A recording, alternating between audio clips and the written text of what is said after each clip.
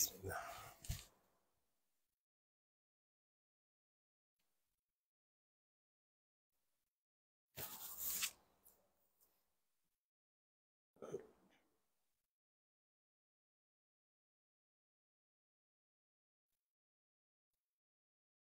Mbokki Sénégal asalaamaaleykum. ñoo ngi dellu si ci kàddu yu gàtt am nañu sekk ak yéen ci waxtaan te muy waxtaan goo xam ne gu war la. li tax mu war ñaar la. lu ci njëkk mooy dañoo nekk ci mbir moo xam ne ñëpp xam nañ ni mbirum askan wi yëpp la. dossier bi nga xam ne lëmbee na Sénégal depuis ñaari at ñëpp xam nañ ni dossier Sénégal yëpp la. li ko gën a firndeel mooy buñ ci defee convocation bu gën a ndaw ci convocation daanaka Macky Sall dina mobiliser armée nationale. moo ne jaru ko woon ndax buñ ma convoqué it damay génn sama kër dem wuyu ji déglu ñibbisiwaat ndax li ma leen yàgg wax rek bu dee dossier bi kese gisuma kan moo ci mën a condamner Ousmane Sonko rawatina mu naan da koy tëj ndax defuñu waxuñu yéeguñu. ñaareel bi firnde ni dossier wu ñëpp la mooy gis-gis bi ci nit ñi am ak li ci laxasoo yépp ci ay yaakaar moo tax saa su nekk day jaadu ñu dellu si waxtaanata ak yéen fuñ ci toll rek ñu ne leen fii lañ ci toll. xam ngeen ni ci wàllu yoon dañ naan dossier boo xam ne dafa nekk ci loxo instruction nit ñi waruñ cee àddu waaye dossier bi nag daañ ci àddu donte duñu xóotal duñu sori ci biir waaye dañu am obligation wareef la ci ñun ñuy waxtaan ak askan wi den wax fi dossier bi toll ak lu ci am ñu wax leen ko ndax loo xam ne mën na yëngal réew dafay jaadu waa réew mi di xam nu mu demee. ñu del nag di leen gërëm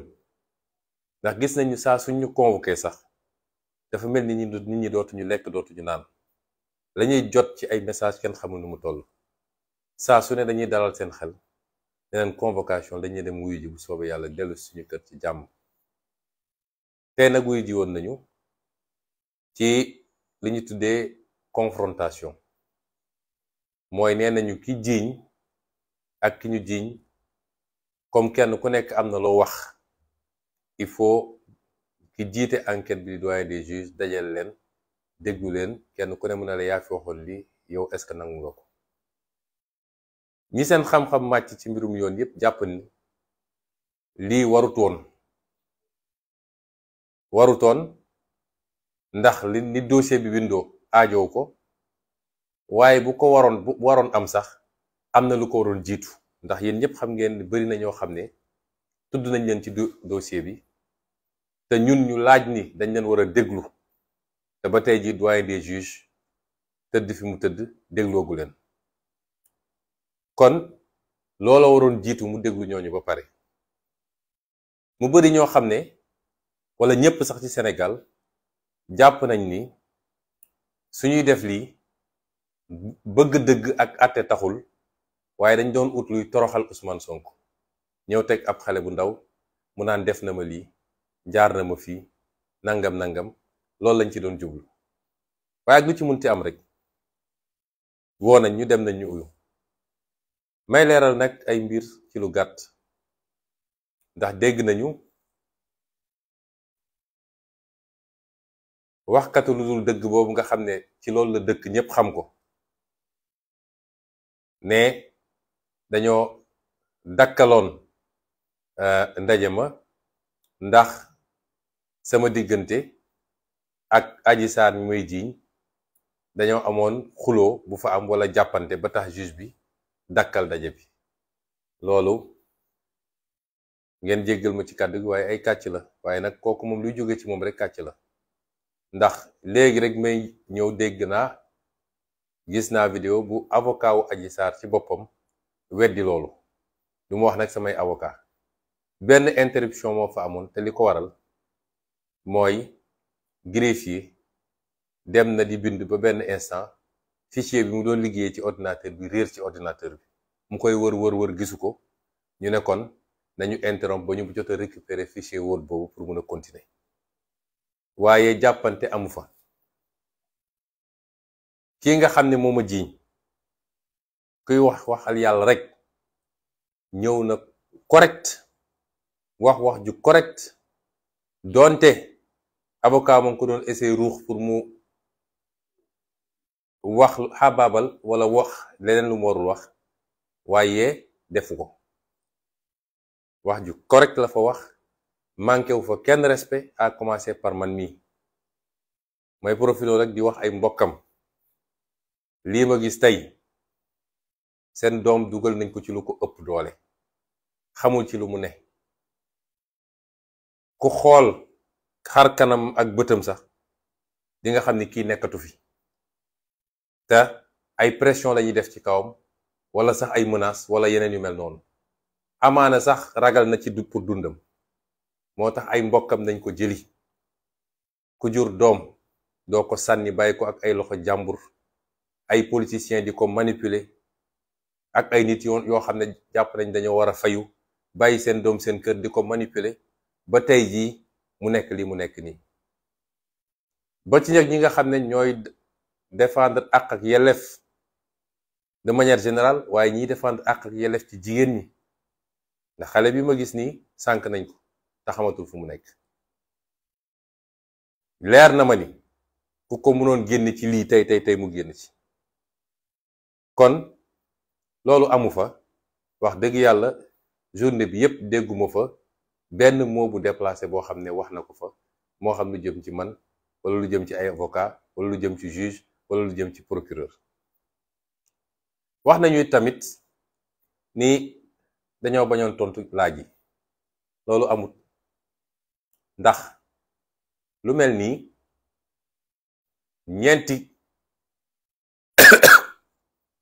ñeenti kilifa ci biir ñoo am sañ-sañu laaj bi ci ëpp solo mooy doyen des juges ndax moom moo yor enquête bi mooy convoqué bu paree jox procureur mu laaj ki ko fa toogal di substitut procureur kooku bu paree daa di jox avocat partie civile yi ñu laaj ñu doog a jox avocat défense ñu laaj ki nga xam ne nag mooy ndeyu mbill gi muy doyen des juges lam fa laaj yépp tontu naa ko donte amoon naa sañ-sañ bañ koo tontu ni ma ko defee ak ñeneen ndax damay fàttali ni moom laata ñu koy jox dossier bi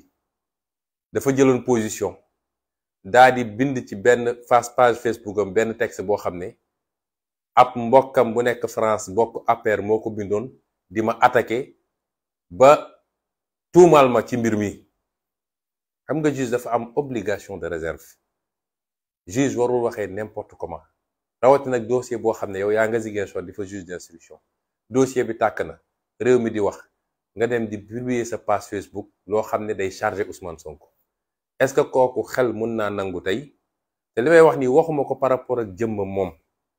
ndax li ma dégg ci moom yépp dafa mus a góorgóorlu nekk juge boo xam ne day góorgóorlu ci jubal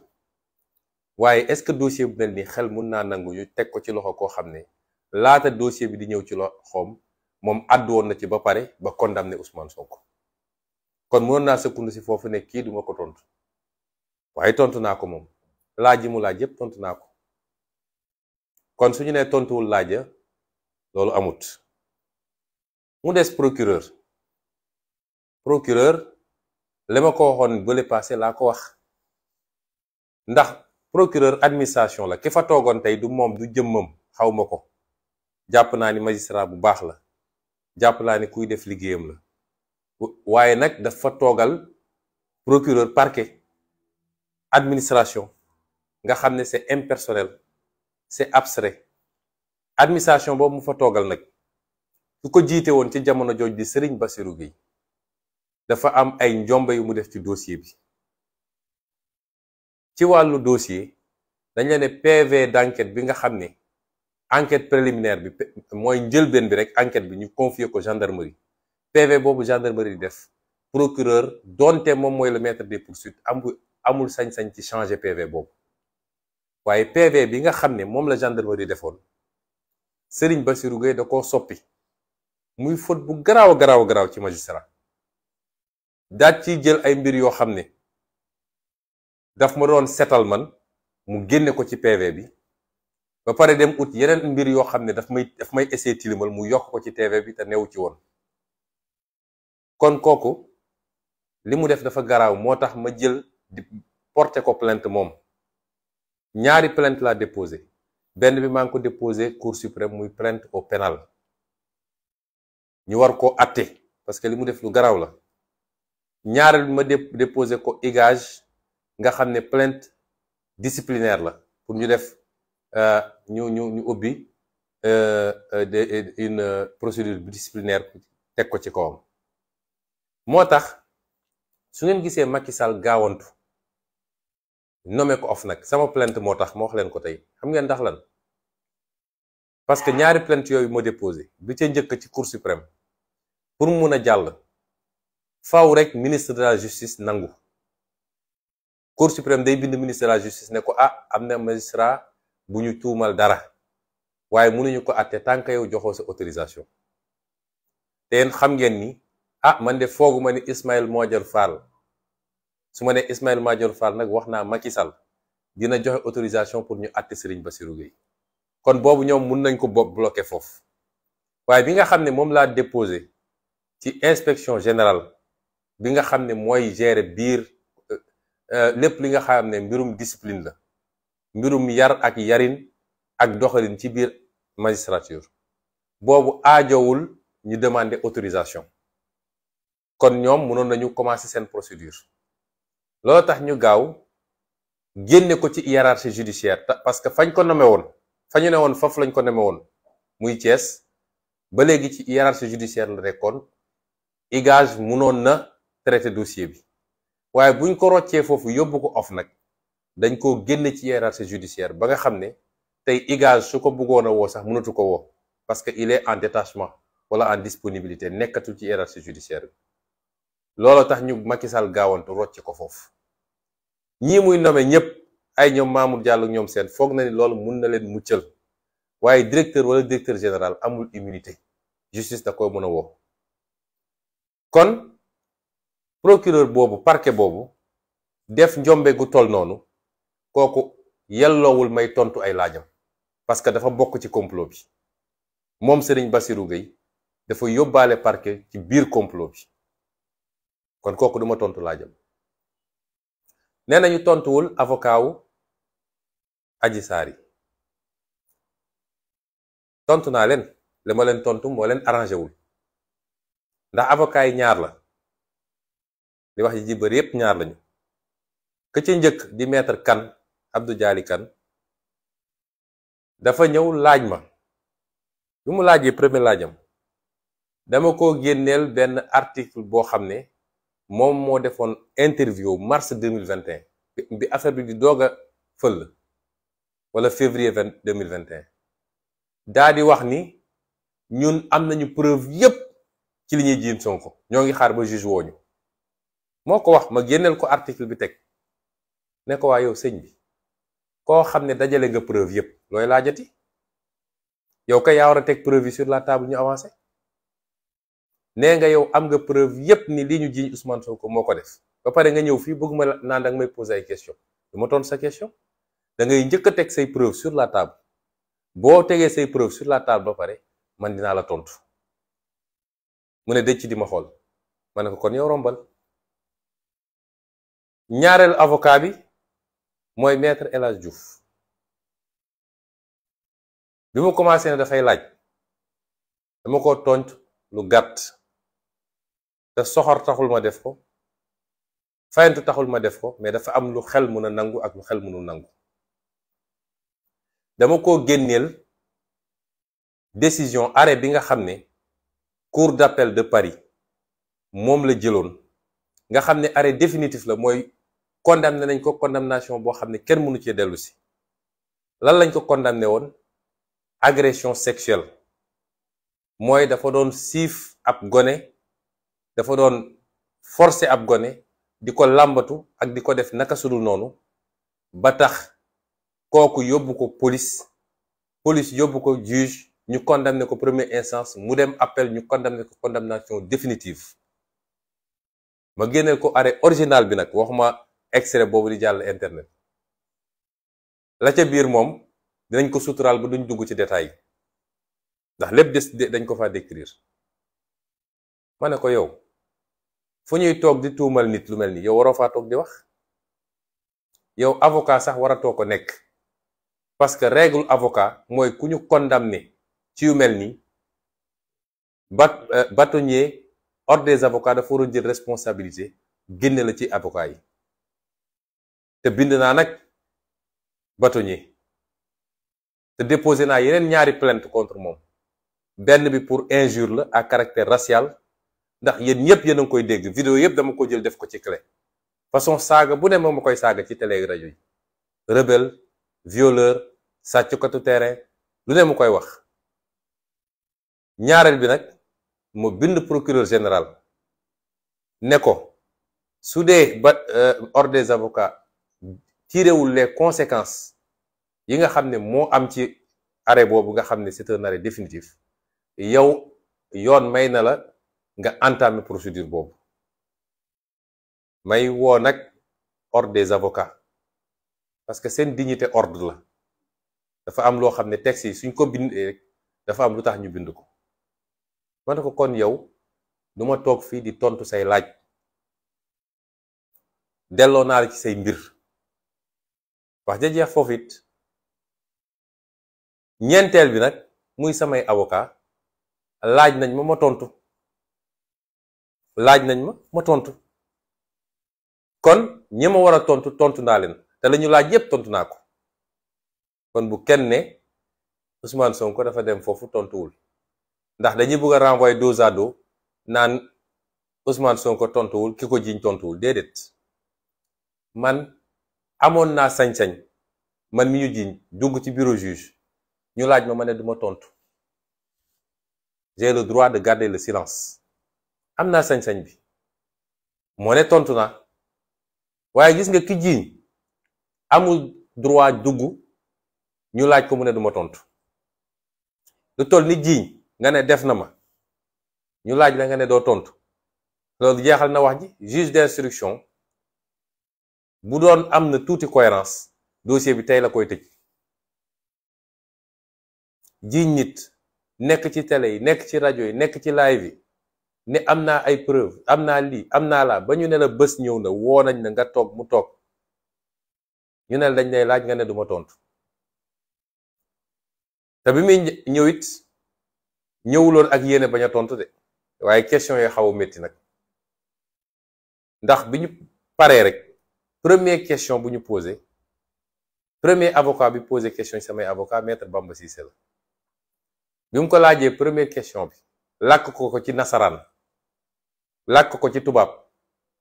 mu ne man dégguma tubaab. day ne ko mbir maa ngi commencé neex, yow yaa bind plainte, nee nga yaa bind plainte boo xam ne tubaab yu xóota xóot nga ci bind. maître Ndoumbe ne ko ndax jàng nga droit, ndax kuy bind plainte bay citer ay article code pénal di ko décrire, ñu ñëw poser la question ci tubaab nga ne dégguma tubaab.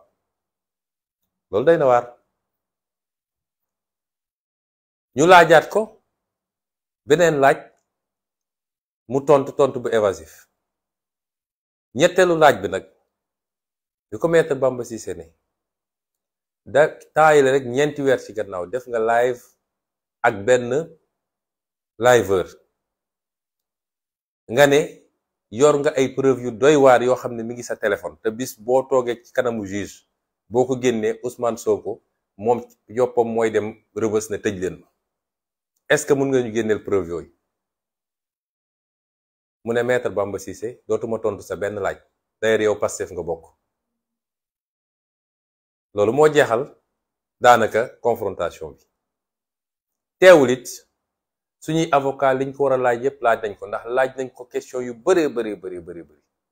jàpp ma lim bi de, waaye xam naa ni ay dizaines question laaj nañ ko lépp li nga xam ne ay incohérence la, ay sos la, ngeen jéggal ma ay fen la, ay wax lu dul dëgg nga xam ne boo ko nattee ci biir déclaration génne ko ci déclaration bale mu waroo bi ci gën a gàtt mooy ëmb gi Sénégal yëpp di xaar boobu ba léegi, comme ëmb dafa xew léegi, ëmb gi Sénégal di xaar boobu ba léegi te kenn gisagul ñu ne mucc na. laaj nañ ko fa laaj yu baree bari mu lànk te du tontu benn ci laaj yooyu. wax dëgg yàlla kuy jiiñaate ba ñu woole kanamu juge war ngaa ñëw lay andi say preuve lépp nga teg ko ci kaw table bi wax ja jeex. bu boobaa juge d'instruction day clôturer dossier bi renvoyer ñu dem procès waaye dara ci loolu amut. kon Sénégal olof de daan fen du bejjaaw, wax ji bari na lool. ñaari at ñuy dégg lu ne, ñaari at xaste bi bari na, saaga bi bari na, dankaafa bi bari na, lu ne dégg nañ ko. waaye ñu feddali leen ni liñ leen wax yépp ci mbir mi ay feni neen la. ay politiciens, ay nit yoo xam ne dañoo jàpp ni bëgg nañu falu, ay nit yoo xam ne 3e mandat moo leen tere nelaw, ay nit yoo xam ne nguuru jaral na leen jaay seen doom, ñoo dem jàpp ab xale bu ndaw manipuler ko, profiter ci condition sociale am dugal ko ci loo xam ne xajul ci boppam, sànk ko, lor ko. mbir mi nag mujj wëlbatiku ci ñoom. may dellu di gërëm askanu Sénégal ndax mars 2021 la ñu bëggoon bu amoon mooy fexe ba teg loxo ci Ousmane Sonko bu dugal ko rëbës, kon lii lépp duñ ko fi am tey, kon duñu dox ba dëgg di feeñ. ñu leen di dellu gërëm bu baax a baax a baax di leen wax nag ni ñi ne ci gannaaw mbir mi ñoo ne ci gannaaw mbir yi ngeen di dégg yépp ci musiba yi am ci réew mi te dara waralu ko lu dul foog ni yàlla dafa bind seen jën yi dañu war a toog ci nguur gi abadan. te su doon dañoo liggéeyal sénégalais ba nit ñi gis ko sax, mais seddoo xaalis, sàggane réew mi, jaay alalu réew mi, sooxal mbay mi, suuxal napp gi, suuxal càmm gi, industrie amul ci réew mi, ba pare nag ñu bëgg a mooy rek ni dañuy toog te kenn du yëngatu, dem uti ay arme foog ni mën nañu intimider réew mi ba dal ci kaw réew mi, waaye ñi ngi nax seen bopp. may wax nag doyen des juges, li ma ko wax sànq laa koy waxaat, dossier bi ñaari pàcc la. dafa commencé woon ci jiiñaate bi mujj wëlbatiku ci ñoom. bu buggee doon juge bu maandu, ndax xam nañ ni pression yi bari na ci moom lool ndax dossier bi am nañu ci lal seen 3e candidature, wax ma 3e mandat de. waaye bu dee dëgg bëgg na maandu te ñu ko koy dénk nag, ndax mooy jàmmu Sénégal, justice de manière générale dafa war a sori politique. justice du doxeek politique. ak nguur nu mu am doole, ki prêter serment danga waat ci kanamu sa borom. kon suñ la joxee dossier atte ko ngir yàlla kese te bu ci seet dara, te bu ragal lenn nag gannaaw yàlla. ndax ñi lay menacer naan la état dafa am doole, dinañ dal sa kaw, gis nga disparition Masamba, gis nga disparition Mademba, wala ñu lay proposer xaalis, bés dina ñëw di nga wéet ak sa borom ci dossier boo war a gérer, boo gérer woon. moo tax liñ koy ñaan, dossier suñ koy gérer dañ koy gérer à charge et à décharge. li ma ko wax léegi ci sama kàddu gu mujje, dañ maa tuumal te ñi may tuumal andiwuñu benn preuve ba tey ji, benn preuve andiwuñu ko. ma ne ko dossier bi nga yor amoo ci benn preuve. bu dee nag sama deret bi rek ngeen yaakaar, ay nit di complot ma dem di leen jox sama deret gëm naa ni sotteegu leen.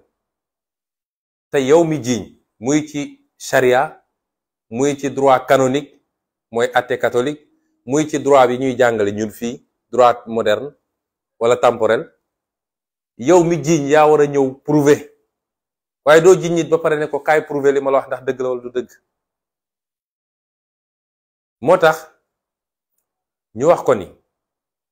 amul benn preuve boo xam ne teg nañ ko muy benn. ñaareel bi seede yi am yépp ci ñi nga xam ne nekkoon nañu ci environnement bi ci bërëb bi seede yépp daf ma setal. amul benn seede boo xam ne dal na sama kaw wala dëggal na li sama plaignante di wax. seede yépp dañu weddi. ma ne ko ñetteel bi mooy man mii nga xam ne nag maa jiiñaate ne leen complot la damaa teg sa loxo lu weextal. lan laa teg sa loxo damaa teg sa loxo rapport interne de la gendarmerie munoo am lu gën loolu ci preuve. keroog dama ko junjoon citeel ko ci ay passage tey laa ko teg ci loxoom versé ko ci dossier bi. Sénégal yépp xam ni nag ci dossier ba rapport interne de la gendarmerie ci ñetti pàccam yi muy résumé bi muy procès verbal bi ak déclaration yi dugal naa ko ci dossier bi tey. ma ne ko damaa teg sa loxo loo xam ne bi ma ko génnee ba léegi panique moo am au sommet de l'État. ñuy traquer ay nit di wër di jàpp ay journalistes yëfu ñàkk fayda bu ne ñu koy def. ma teg ko sa loxo man li ma jiiñee dama andi ay preuve. ma ne ko ñaareel bi ñi témoigner ñëpp dañoo témoigner ni complot la ba pare ne la Mamour Diallo mi ngi ci complot bi. maître Gabi Sow mi ngi ci complot bi. daal lay tudd avocat bi ñuy tuddee Dior Diagne am nañu ko tudd ci biir lépp mi ngi fii ci sa dossier bi ay PV la. ay PV d'audition la ñu tudd leen. bi ci mujjee mooy gynécologue Alfousseyni Gaye bi nekk hôpital bi nga ko mujjee déglu nga xam ne defagul 2 semaines ndax lundi bële premier match su Sénégal la ko déglu. PV bi liir naa ko man mii lan la ñu bind ci PV bi. Alfousseyni Gaye dafa ne maître Sow moo ma woo ne ma demal jëlali ma xale bi ca ëllëg sa Mamour Diallo ak maître Sow ñoo ma woo ne ma ndax def naa PV bi ndax def naa certificat médical bi may leen du yéen ma war a laaj certificat médical.